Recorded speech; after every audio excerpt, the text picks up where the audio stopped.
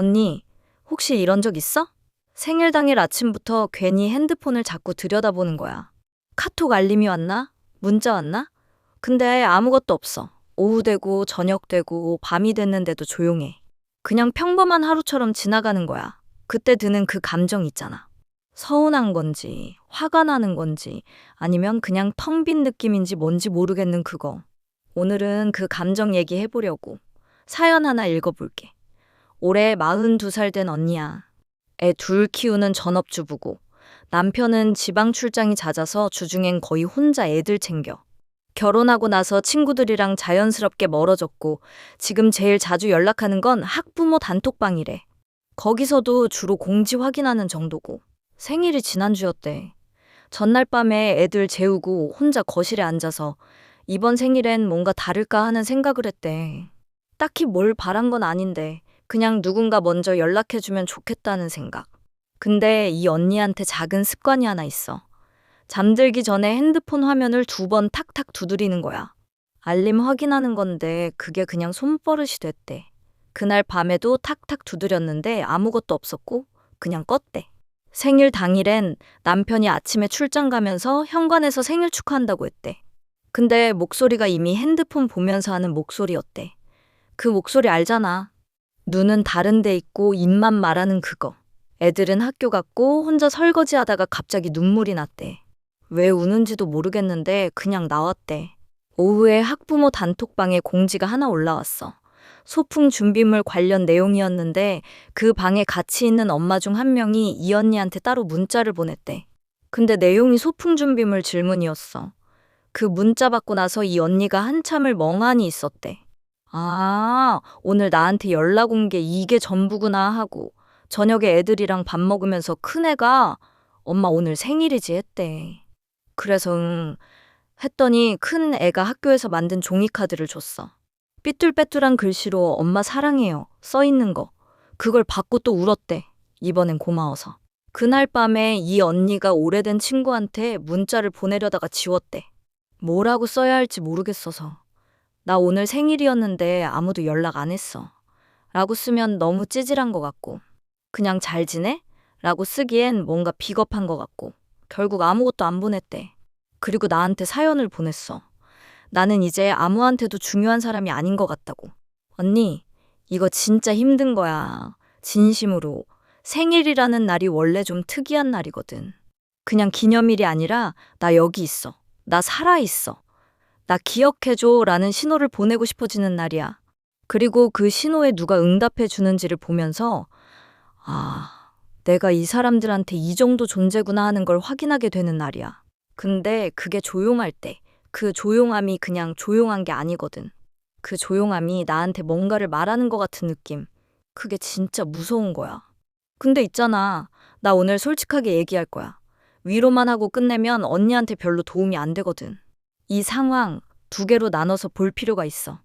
하나는 환경이고, 하나는 언니 안에서 일어나는 일이야. 먼저 환경 얘기. 지금 이 시대에 살고 있는 사람들 다들 진짜 지쳐 있어. 일하는 사람은 퇴근하고도 일이 이어지고, 육아하는 사람은 24시간이 모자라고, 다들 자기 삶을 버티는 것만으로도 에너지를 다 쓰고 있어. 그 안에서 타인의 생일을 챙긴다는 건 사실 꽤 여유가 있어야 가능한 일이야. 그러니까 아무도 연락하지 않은 게 반드시 언니가 중요하지 않아서가 아닐 수 있어. 그 사람들이 각자 자기 삶에 너무 치여 있어서일 수도 있거든. 이게 변명처럼 들릴 수 있는데 진짜로 그래. 우리 다들 그러잖아. 나도 친한 친구 생일을 깜빡한 적 있고 언니도 아마 그런 적 있을 거야. 근데 동시에 이게 전부 환경 탓이라고만 하면 뭔가 빠진 게 있어. 이제 언니 안에서 일어나는 일 얘기.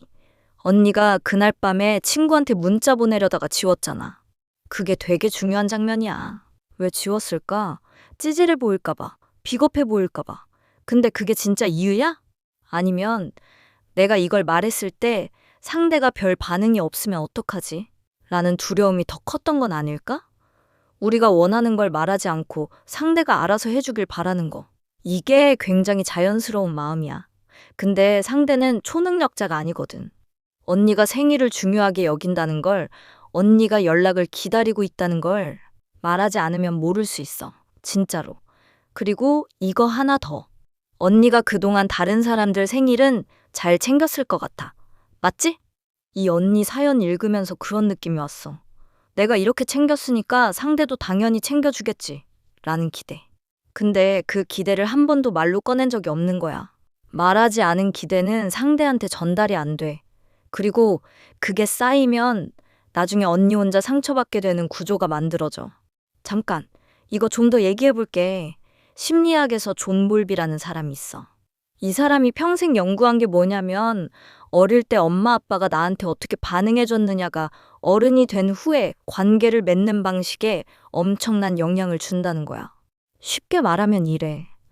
어릴 때 내가 울거나 뭔가를 원할 때 엄마 아빠가 일관되게 반응해 줬던 아이는 어른이 돼서도 기본적으로 사람을 믿는 감각이 있어. 나 힘들어. 나 이거 원해. 라고 말해도 괜찮다는 감각. 근데 그 반응이 들쑥날쑥했거나 표현했을 때 오히려 무시당하거나 비난받았던 아이는 어른이 돼서도 내 감정을 꺼내면 뭔가 잘못될 것 같은 느낌을 갖게 돼. 그래서 이 언니가 문자를 지운 거 그냥 성격 문제가 아닐 수 있어. 오래전부터 내 마음을 꺼냈을 때 뭔가 안 좋은 일이 생겼던 경험들이 쌓여서 지금 이 순간에도 그냥 조용히 혼자 사귀는 게 더 안전하다고 느끼는 거일 수 있거든. 이게 언니 잘못이 아니야. 근데 이걸 알고 있으면 다음에 뭘 바꿔볼 수 있는지가 보여. 그리고 그날 느낀 그 텅 빈 감정, 공허감 있잖아. 그거 좀 더 들여다볼 필요가 있어. 서운함이랑 공허감은 달라. 서운함은 이번 일이 아쉬운 거야. 다음엔 달라질 수 있다는 희망이 있어. 근데 공허감은 좀 달라. 원래부터 아무것도 없었던 것 같은 느낌. 이번만의 문제가 아닌 것 같은 느낌. 그 감정이 매년 비슷한 시기에 반복적으로 찾아온다면 그건 지금 이 생일 때문만이 아닐 수 있어. 그건 훨씬 오래전부터 쌓인 게 있다는 신호일 수 있거든. 그리고 그런 신호는 무시하면 안 돼. 뇌의 얘기도 잠깐 해볼게. 진짜 신기한 얘기야. 사람이 사회적으로 무시당하거나 배제당할 때 뇌에서 활성화되는 부위가 신체적으로 아플 때 활성화되는 부위랑 거의 같대. 그러니까 아무도 연락하지 않는 생일에 느끼는 그 아픔이 진짜 아픔이야. 뇌 입장에서는 실제로 다친 거랑 비슷한 신호를 보내는 거거든. 그러니까 이 정도 일에 왜 이렇게 아파하냐고 스스로를 비난하지 마. 그건 아픈 게 당연한 거야. 인간이 원래 그렇게 설계돼 있어. 집단에서 잊힌다는 게 옛날엔 진짜 생존의 위협이었거든. 그래서 뇌가 그 신호를 심각하게 받아들이도록 진화한 거야. 근데 동시에 이 신호를 어떻게 해석하느냐는 또 다른 문제야. 옛날에 에픽테토스라는 사람이 있었어. 스토아 철학자인데 원래 노예 출신이야.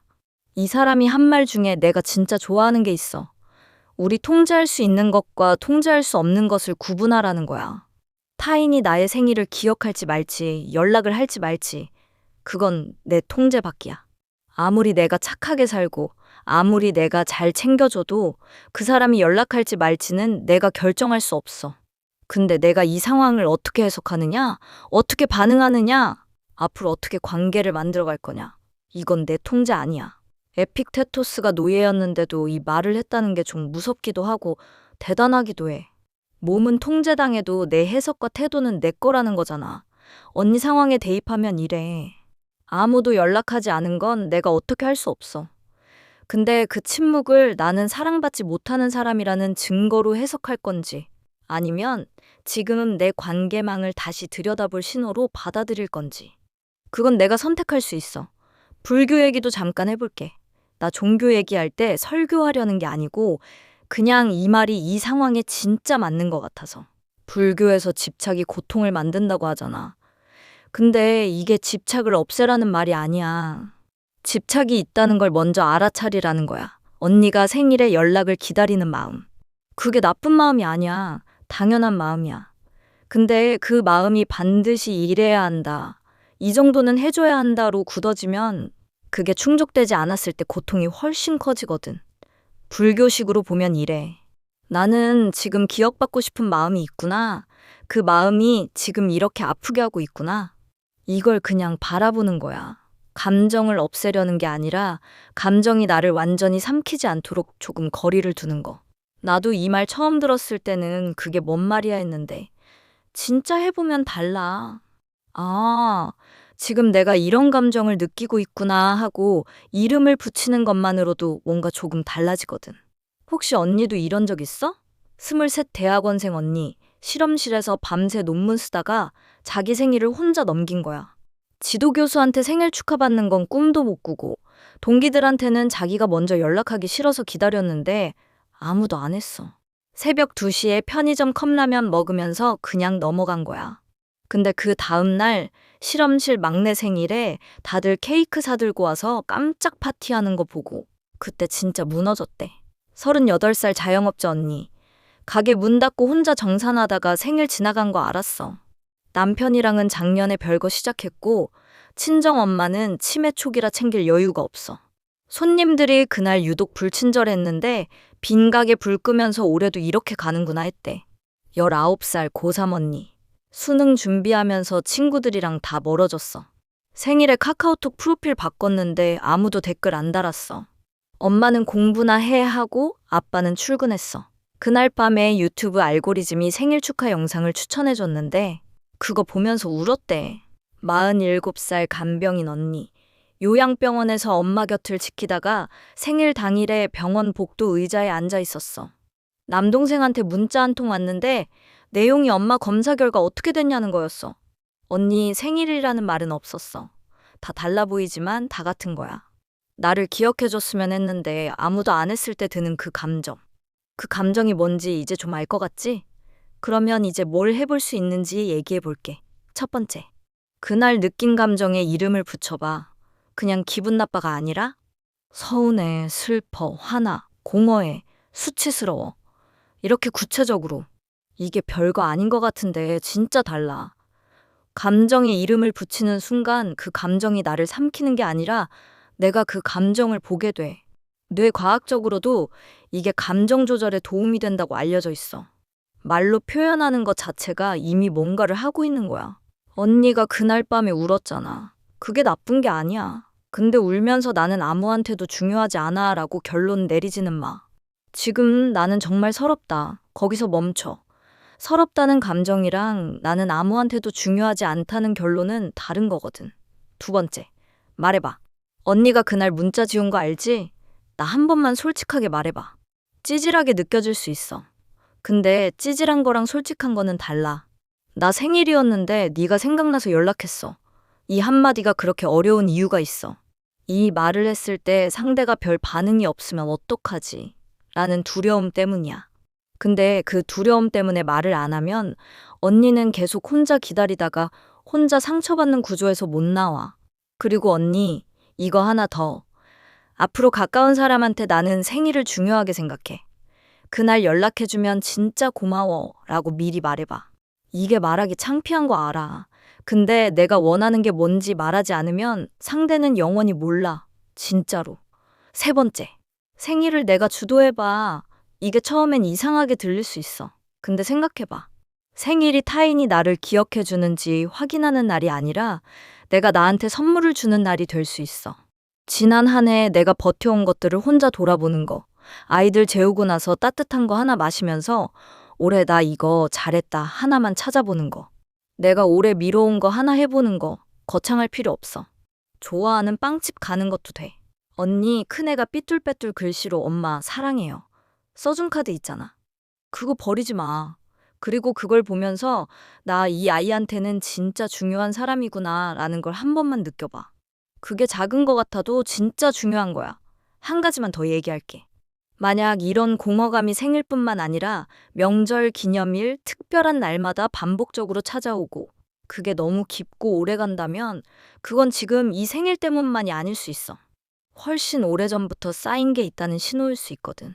그럴 때는 혼자 해결하려고 너무 애쓰지 마. 상담을 받아보는 것도 방법이야. 이게 약한 거 아니야. 오히려 나를 진지하게 대하는 거야. 내 고통을 그냥 넘기지 않겠다는 선택이거든. 사연 보내준 언니한테 한마디 할게. 언니, 나는 아무한테도 중요한 사람이 아닌 것 같다고 했잖아. 근데 그 문장에서 잠깐 멈춰봐. 그 말을 쓸 수 있다는 건 언니가 자기 감정을 알고 있다는 거야. 그리고 그걸 꺼낼 용기가 있다는 거야. 그리고 아직 뭔가를 원하고 있다는 거야. 완전히 포기한 사람은 이런 사연 안 써. 그 삐뚤빼뚤한 카드 간직해. 그리고 지운 그 문자. 다음엔 보내봐. 한 번만. 언니가 중요한 사람이 아닌 게 아니야. 언니가 중요하다는 걸 언니 스스로 먼저 알아야 해. 그게 순서야. 오늘 얘기 한 줄로 정리하면 생일의 침묵은 내 가치가 없다는 증거가 아니야.